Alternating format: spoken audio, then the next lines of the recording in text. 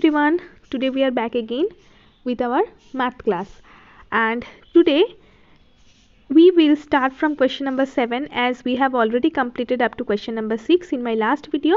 So without wasting time, let's get started.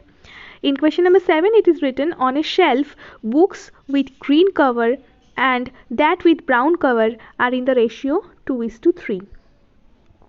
I am just representing here green cover by G and brown cover by B, and the ratio is given 2:3.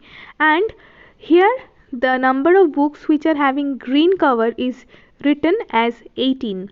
So here I am writing 18 and we have to find the number of brown covered books. How to find this? Very easy. First we have to find such an equivalent ratio of 2:3. So it will be better if you simply write it in fraction. 2/3 will be equal to 18 by a particular number. That particular number will be found by ourselves. Here 2 has become 18. Definitely it has become multiplication here.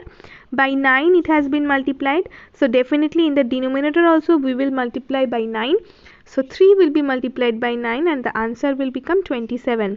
So here in these options, C is the correct one. Okay, let's come to the next sum. In question number 8 it is written, the greatest ratio among the ratios 2:3, 5:8, 75:121 and 40:25. I have already written them all in the fractional form. Now we have to find that which one is the greatest fraction here. Now it's completely up to you that in which procedure you are willing to do this. First you can see we have written all these ratios in fractional form. Now see, if we simply just write it in this way, here we are getting the simplest form as 2/3. Here 5/8. Here 75/121, which cannot be reduced again, and here we are getting 8/5. See, all these are proper fractions, and here only we are getting 8/5, which is an improper fraction. So by simply converting these ratios into fraction, we have come to know that 40:25 is the greatest ratio. Okay, or else if you are still willing to work hard, then you just simply apply the procedure of comparing fractions. Then I think you will be able to understand which one will be bigger, but I think you shouldn't apply that particular procedure. Just do it in this way. Simply convert all these ratios into fractions, then find the answer. Let's come to question number 9. It is given, there are B boys and G girls in the class. The ratio of the number of boys to the total number of students in the class. B ratio boys plus girls. So the number will be B by B plus G. So here we are getting in option A the same one. So this will be the answer. Very easy. The ratio of boys to the total number of students in the class will be found. So the ratio is coming B by B plus G. Let's come to the next sum. That is question number 10. If a bus travels 160 km in 4 hours, so in 4 hours the bus is traveling 160 km. This is first information given. And a train travels 320 km in 5 hours. So here also the velocity of the train can be found just by finding their covered distance in 1 hour. So here just find it 1 hour, that how many kilometers the bus is moving. Yes, it is coming 40 km, and in 1 hour the train is moving 320 divided by 5, 64 km. Now we have to find the ratio of the distances which are covered by both bus and train. Okay, so let's write it in this way. The bus covers 40 km in 1 hour and the train covers 64 km in 1 hour. Now simply reduce it, it will become 5:8. So here again in option C we are getting the same thing, means option C 5:8 is our required answer. Okay, now let's come to the next sum. In question number 11, some easier sums are given rather than previous one. So here we have to find the equivalent fractions. I don't think that we have to explain it more beautifully. Just I am doing the sums in this way. First we have to understand which operation has been done, whether it is multiplication or division. Then you have to find that by which number it has been divided or multiplied. Then we have to write the answer only. 5 has become 20 means multiplication by which number? 20 divided by 5 means by 4. So here also we will do multiplication. We will multiply 3 by 4 and we will bring 12 as our answer. So here in this gap we will place 12. Now let's come to the next sum.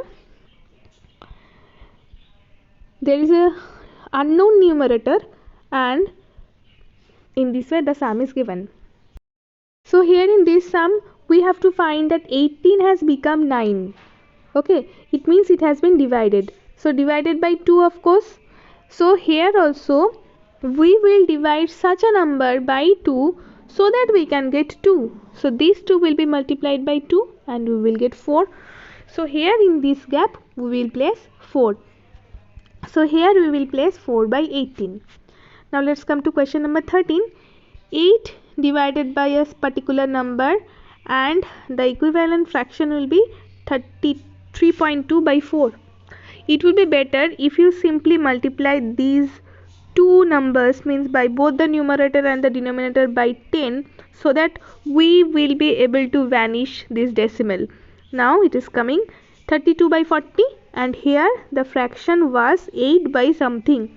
So here we will simply conclude in this way that 8 has become 32. So it has been a multiplication by 4. So definitely there will be a number which will be multiplied by 4 and after multiplying that by 4 we will get 40. So 40 will be divided by 4 and we will get 10 as our answer.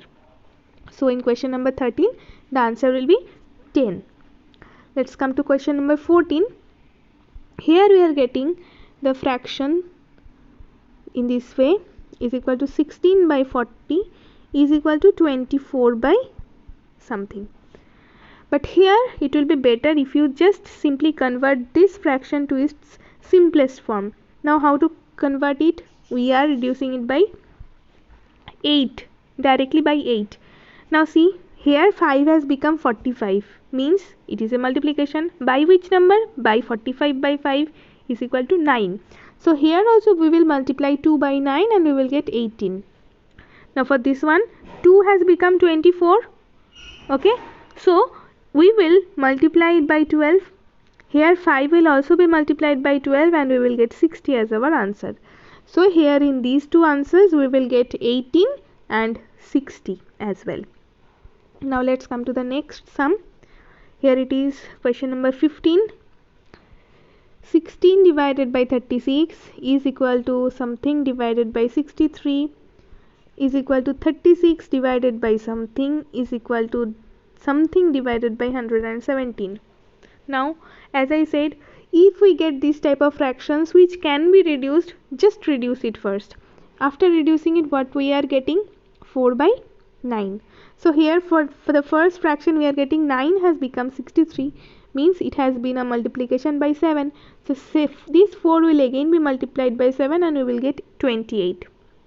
Okay, now for the next fraction we are getting 4 to 36, means multiplication by 9, as we have divided 36 by 4.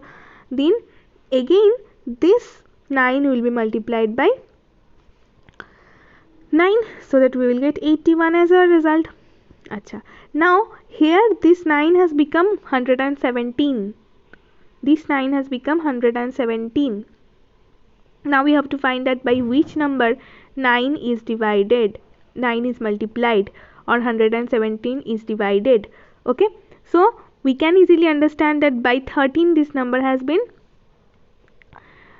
divided. So here 4 will again be multiplied by 13 and we will get 52 as our answer. Okay, so we have completed today up to question number 15, and today up to this, in our next video we will start these true false questions. Okay, so till then stay safe everyone. Bye.